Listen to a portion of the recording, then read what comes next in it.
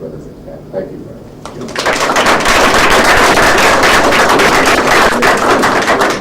Thank you, Tyrone. I'm sorry we had to cut it a little bit short. So I'm sure there will be lots of questions on what Tyrone has been saying, both about the context in which Caraman is working, and also, interestingly,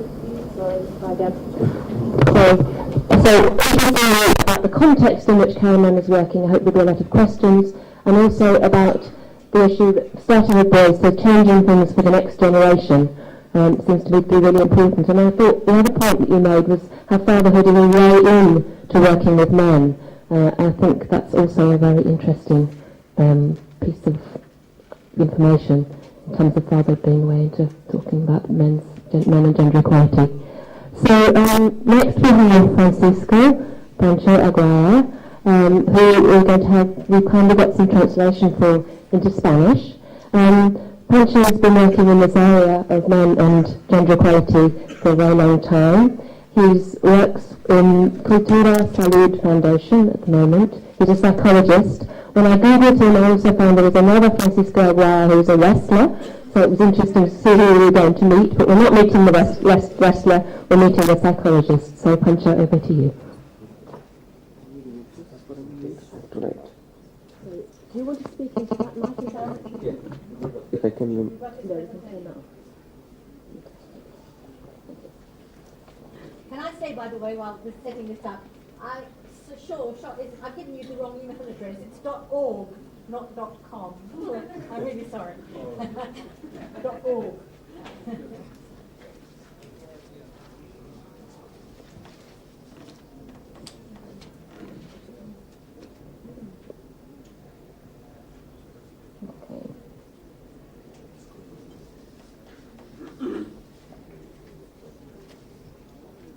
Right, how do I get this to do the whole thing? Yeah. No, sure. Okay, thank you. Good morning, buenos días. Voy a presentar en español con la ayuda del... Hello, good morning. I'm going to give my presentation and with the translation in Spanish to English here. Voy a hablar desde la experiencia de nuestra ONG haciendo investigación, desarrollando material educativo y haciendo capacitación en temas de paternidad. I'm going to speak on behalf of my NGO who has been working and doing research and investigation, especially related to the study material and also capacity building programs. En primer lugar, quería comentar algo del contexto latinoamericano y chileno en el tema de paternidad. Estamos en un contexto, en primer lugar, de actitudes y prácticas muy machistas en el orden familiar.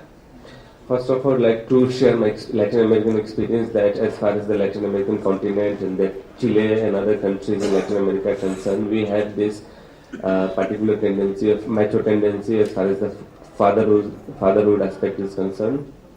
Las familias hoy día son más pequeñas en Latinoamérica y en Chile. Los hijos tienden a ser más bien fuera del matrimonio. Hay más familias monoparentales y hay muchas más mujeres trabajando fuera del hogar, haciendo trabajo remunerado. We have got small families, small nuclear families in Latin America, especially in Chile. Children used to get married on their own behalf, on their own wishes, and also women go out of the houses to work. Por su parte, para las políticas, lo reproductivo y el cuidado de los hijos y la crianza es considerado todavía un asunto de mujeres. As far as the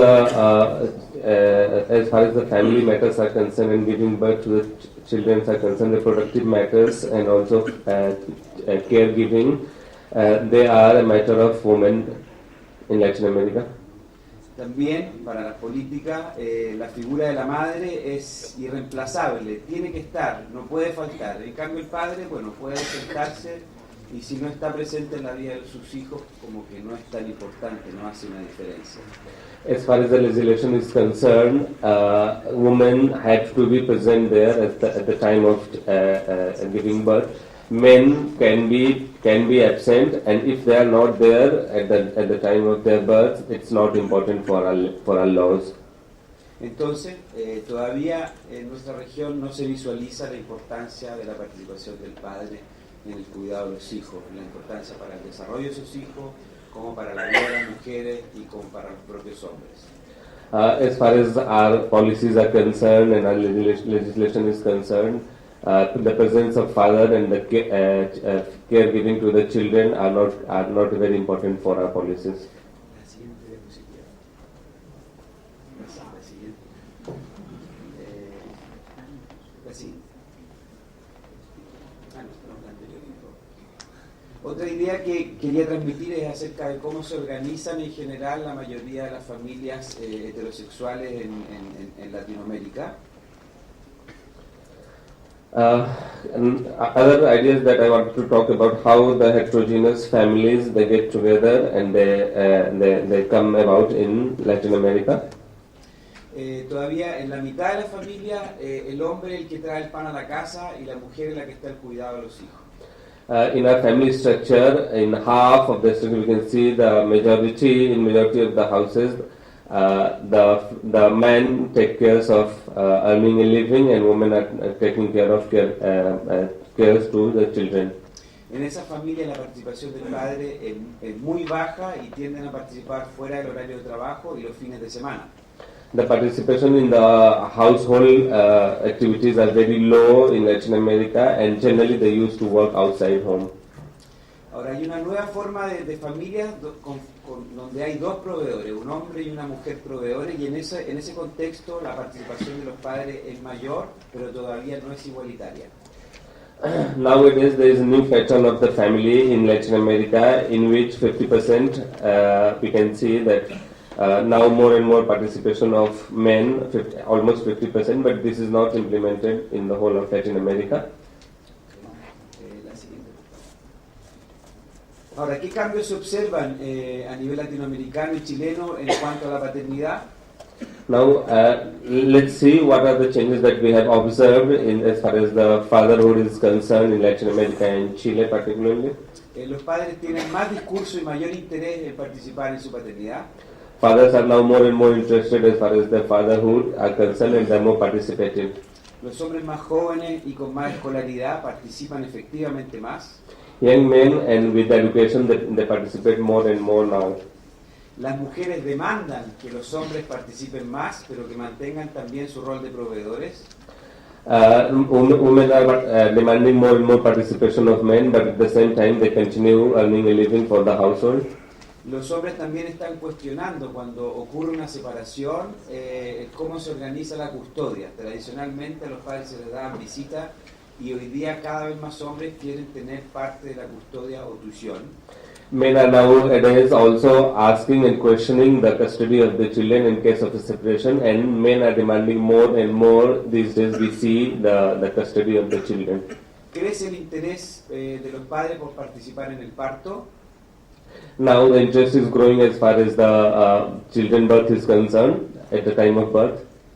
Y tenemos más familias monoparentales a cargo de un papá. Now we have more monoparental families where the fathers are in charge of them. Eso como panorámica general, y ahora quería compartirles algo sobre lo que hemos investigado en el sector salud, avanzado en Chile en el sector salud en cuanto a la participación del padre.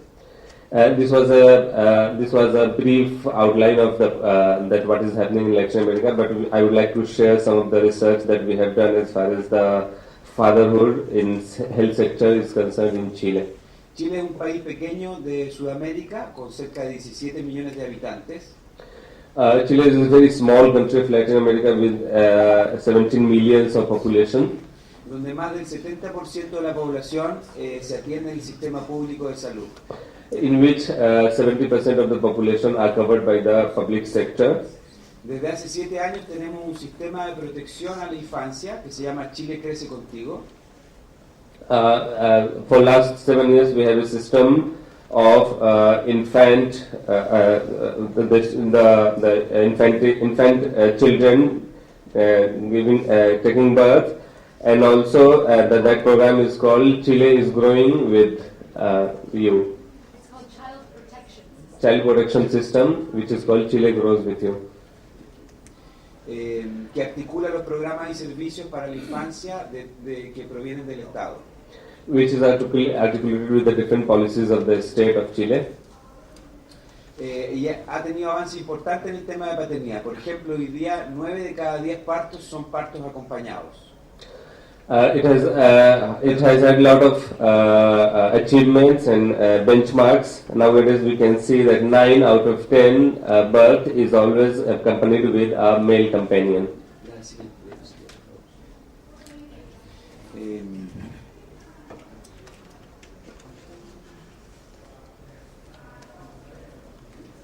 La mayor participación en el sistema público de salud ocurre en el parto y en las ecografías, particularmente en los controles prenatales, en las ecografías. The large participation occurs at the time of birth and also prenatal activities.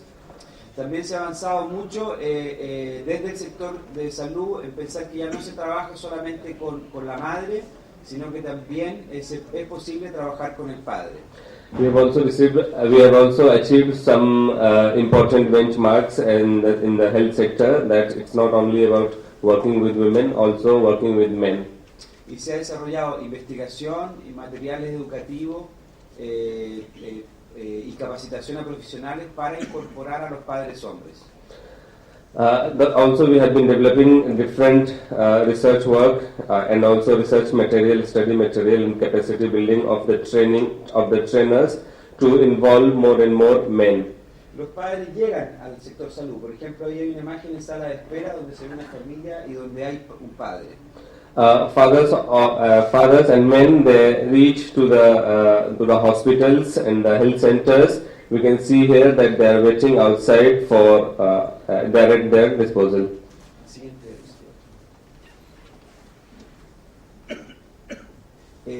Pensamos que el sector salud es un espacio privilegiado para promover la participación de los padres.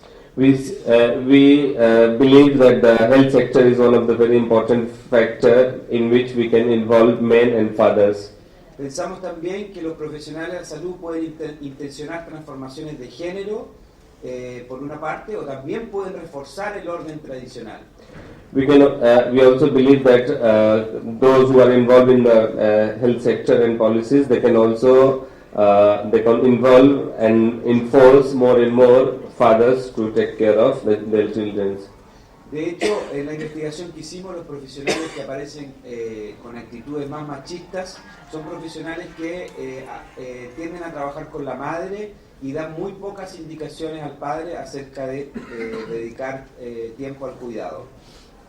In research we have seen, in fact, that those professionals who have this tendency of being machista, they also have this attitude of taking care of their children. Otra cosa que hemos aprendido es que no hay que esperar que los padres lleguen al sistema de salud para trabajar el tema de paternidad. El tema de paternidad hay que trabajarlo con las madres. I just want to do a quick correction there. Sorry, he was saying the more macho attitude, more machista attitudes, the health provider doesn't talk to the father as much. So it's an important distinction. Sí. And hence the need to work with health providers. Sorry. Thank you. Again, can you repeat, por favor?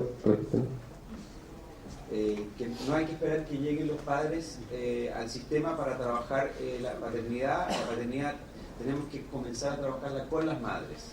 The fatherhood, for the fatherhood system, we don't have to go to the hospitals and the centers. We have to start working with women in the households or any place. Por supuesto, la paternidad también es un tema a trabajar fuertemente con los profesionales de la salud. Also, fatherhood is a work which has to be done intensively with the professionals of the health. Por ejemplo, los profesionales de la salud tienden a decirle al papá cuando está al frente que juegue más con su hijo, pero no le dan ningún otro tipo de indicación acerca de qué otras cosas pueden hacer. Por ejemplo, estimular o leerle cuentos a los hijos. But we see that the health professionals, they say to the fathers that they play games with their children. They are not stimulating a different kind of. They're not asking them to engage in different kinds of activities like storytelling or something. Otra idea importante cuando pensamos el tema paternidad en el sector salud es que no siempre hay condiciones para incluir al padre. Por ejemplo, en los casos de violencia doméstica una de cada 10 mujeres en Chile tiene riesgo de sufrir, gestantes en Chile, gestantes, mujeres embarazadas tienen riesgo de sufrir violencia doméstica. Also, in the aspect of fatherhood, we also have to see that there are so many domestic violence which is occurring in Chile that has also to be represented and addressed in different households of our country. Finalmente, necesitamos políticas en salud para promover la paternidad de los padres, pero también políticas en otros sectores, por ejemplo, el sector trabajo, para que los padres puedan tener permiso para asistir a instancias de salud. As far as fatherhood is concerned, we need to have legislations, policies, not only in the public health sector, but also in the sector of their employment, so that they can have leave at the time of maternity. Siguiente diapositiva. Siguiente.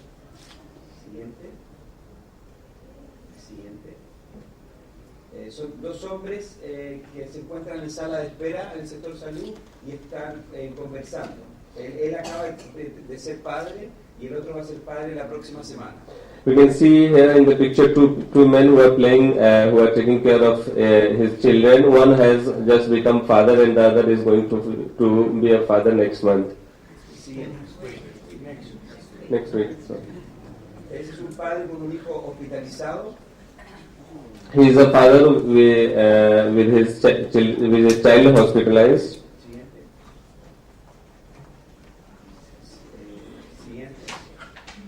Ese es un padre que siempre lleva los controles de salud a su hija. He is a father who is always taking care of the health of his daughter. Ese es un material para profesionales de la salud que desarrollamos en conjunto con el sector salud. This is a material that we can see that this is for the health professionals that we have been developing. Siguiente. Y ese es un material que desarrollamos para entregar a los padres en el sistema de salud. And this is a material that we have developed for the fathers who are, for the men who are going to be fathers.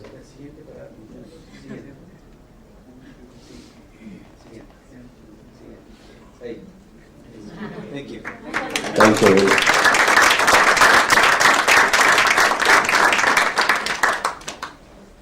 Thank you very much, Pancho, and thank you to our translator as well. Really interesting to look at how important it is to make those links between individual change and political change and legislation and structural change, so working in the health sector, and the example of the Chile Grows With You campaign and how successful it's been. So thank you very much. So finally we're flying across the world to China, and we have Michael Iannini, who is Managing Director of Intelligent People Services and also the Centre for Child Rights and Corporate Social Responsibility in China. And he's done a fascinating study about migrant parents, migrant workers in China. We hear, I think, much less about China than we perhaps do about other countries, so I'm really looking forward to your talk, Michael. Thank you. Good morning, everyone. I have 3 objectives for my presentation or speech. Number 1 is to tell you a little bit about my story, because I always think it's instructive in many ways to learn from others how they got to where they're going and why they're there, because it gives us new ideas about how maybe we can take ourselves down a different path, or further down the path we're on. Number 2, tell you what excites me about the Center for Children's Rights and Corporate Social Responsibility, and why I try not to say that whole name when I'm in meetings. Call it just the center. Lastly, what I really do, I'm a communications expert, and what I really try to focus on is developing value propositions. And what I hope I can do is end by today by giving you a few ideas about how we can connect being a good father to business and how it's going to benefit business. That's largely where I come from. My story started off, humbly enough as it is, very middle-class family. I probably had every privilege you can imagine. I grew up with a father who traveled a lot, and I think my father's way of raising me had that impression where I found it very sort of romantic to be traveling for work. I hate it now. I'm a father of a 21-month-old, and if we went back to Adrian's slide about everything people think about men or women think about men, I would probably fit that description. But it's a struggle for me, because these are things I'm aware of. and I'm always constantly trying to fight, and I'm always trying to find ways to be a better husband, number one, father, definitely number two. And as I go through these struggles, I incorporate them into my own experience about how I can help other fathers. Through the context of business, what's really important to me is understanding how businesses can benefit by having more effective fathers. My story starts off in a sense that I never really imagined myself doing anything with business. I grew up hating business. I grew up hating my dad's business. I was never very much into my father. I was always very much of a mama's boy, in the sense that my father was kind of in my life, but I never really envisioned the influence he was having on my life, much as many of the kids that we're trying to influence today.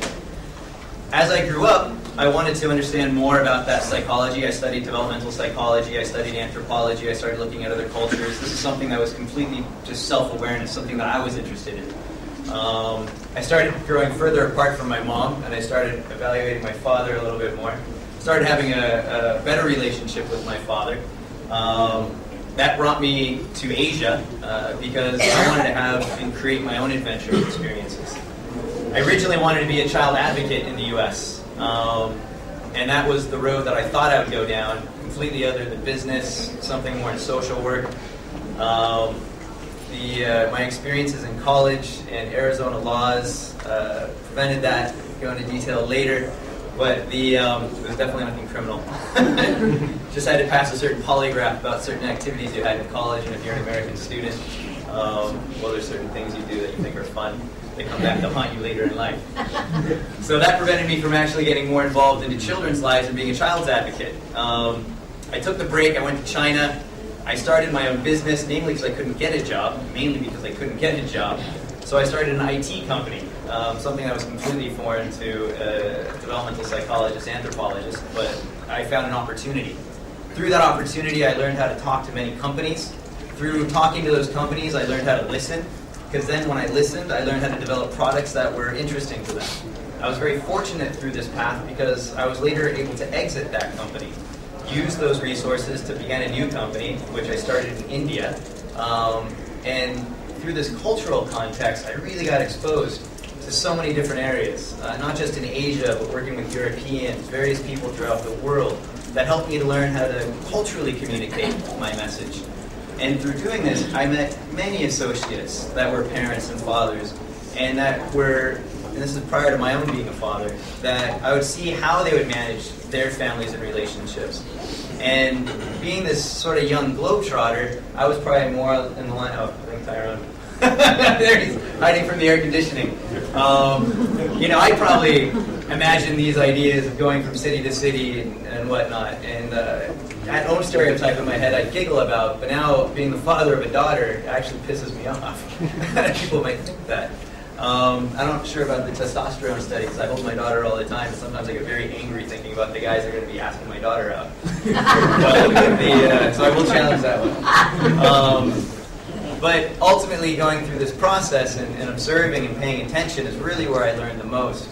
And when I was able to exit out of the second company into China and wanted to figure out what I wanted to do with my life, because I really hadn't done anything meaningful, that's when I found the Center for Children's Rights and Corporate Social Responsibility, or I should say that they found me or we found each other. The center is owned by Save the Children Sweden, which is not-for-profit. The center is in itself for-profit, and that's the way it was registered and licensed.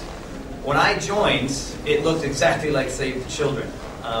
But the executive director at that time, who's now become a very good friend, basically tasked me with the mission of saying, separate us, make us look like a business, make us be able to talk to a business. And what I wanted to start with first was looking at their products and their services, and where they wanted to engage, and what also prompted the study that we did in terms of migrant working parents, was addressing the issue with children that are left behind. In China, there's 61 million left behind children. There's over 90 million children affected by migrating working parents. This is a phenomenon that you'll see across the world, from Eastern Europe and Africa, all throughout Southeast Asia, Latin America, and even in the United States. And when I got to connect again with what I learned in developmental psychology and my own studies, and I was able to connect it to the business case, it really got me excited, because I know for a fact if the parent is absent from the home, even just one parent who's absent from the home. The risk of that child not being able to see through their own education, the risk of that child, especially if the parent is not a strong parent or is out quite a bit because of work, the likelihood that they're going to get into trouble, and that trouble is going to affect their life. The likelihood that that child, and especially now when we get into areas where there's much more sort of human trafficking issues and other areas of concern, that they're going to fall victims to all sorts of abuses. And that really is what hits my heart, and why I think a strong father, or a parent, but in the context of this conference, a father is really important. And so when I tried to connect this passion for what we wanted to do with who was going to pay for it, because ultimately we wanted business to pay for it, I had to start thinking about where was that win-win combination.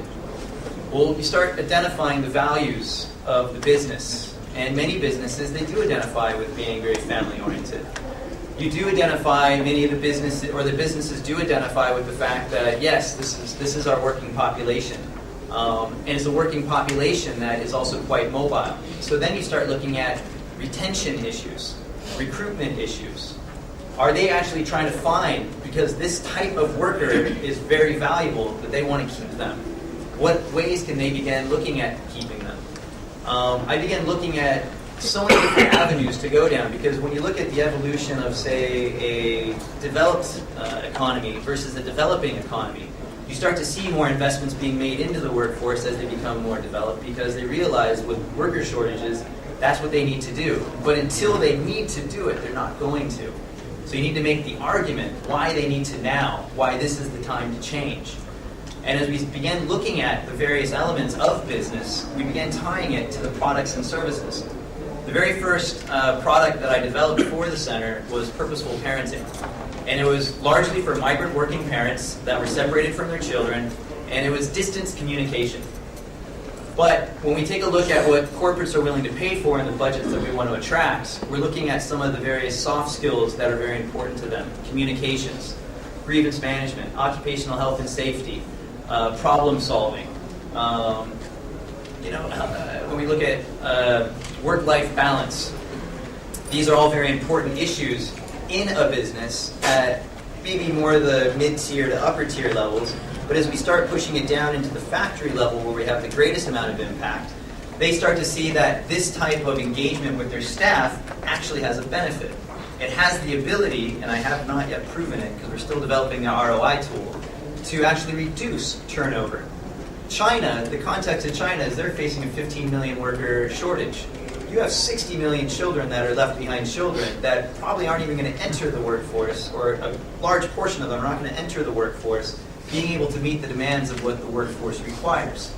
So now you start connecting with what your future workforce is going to look like and what you need to do with that workforce. You start making that argument with the C-levels and helping them understand what the future of their business looks like, because at the mid-level, they don't really care. They're just worried about getting today's business done. But you also have to be messaging at all levels, because you want to make sure that middle level also understands how important it is to have a worker with their mind on the business. Additionally, when we started looking at the migrant workers that were in the business, and especially on the factory floor, 45% of them were most likely to leave within the first year because of concerns with the family. 38% of them admitted to committing errors on the job, errors that can have a very costly effect in terms of health and safety. And when you start making these arguments, the frontline managers, then they start saying, yeah, well, I want my people focused on their work. How can we do that? Now we have to overcome, how do we schedule it? The argument's been made, the product is there, how do we schedule it? What I really like hearing today a lot about training of trainers. Training of trainers is a phenomenal way to capacity build within the factory setting so that you can reach a greater number of the workers at a much lower cost. It gives them the opportunity to work during break times, after work, weekends. A lot of workers live in dormitories, so there's an opportunity for continual engagement throughout this period. As we went through and began doing our first Train the Trainer programs, and we've been now doing this for a year, we started seeing suppliers, the actual supply chain coming back and saying, this is great, how can we do more of this? It's the brands paying for it now, but we're beginning to see our first suppliers thinking, this works. I had a supplier that was speaking at a conference 2 weeks ago, and the supplier pulled me up on the side and said, hey, do you remember me? I spoke on your panel about 6 months ago. I said, yeah, of course I remember you, lady. He's like, you're going to get really excited about this. After that panel discussion and after what we talked about, I went back to my management. I practiced some of the arguments that we've been talking about. Next thing I know, within a month, we have a daycare in the factory. And that to me was like, whoa, China? Daycare? Factory? How do you even connect those two? But through communication, through creating the dialogue, through helping people understand how to make value propositions, connecting it to the issue so they know where they benefit, will ultimately help you be much more successful in driving these agendas and issues. It's the one thing that excites me.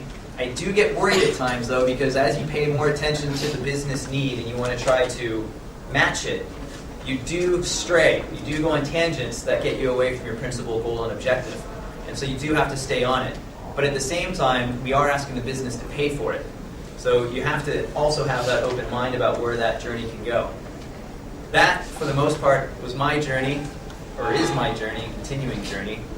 What excites me about the center, and ultimately the value propositions that I think that will work in almost any of our organizations that we're trying to promote. With that said, I think I'm within the time limit to say thank you very much. Look forward to your questions. And as I see you around in the afternoon, if there's anything you want to talk about, please grab me because I love to talk.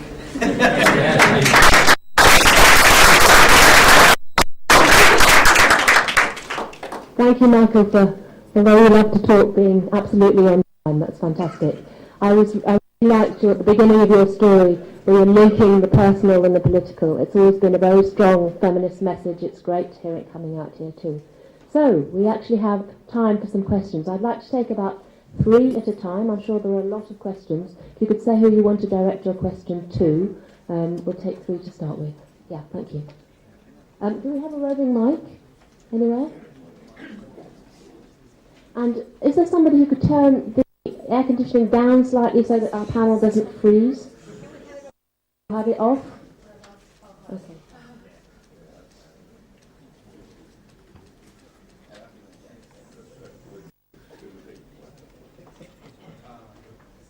Well, I want to say that I'm really...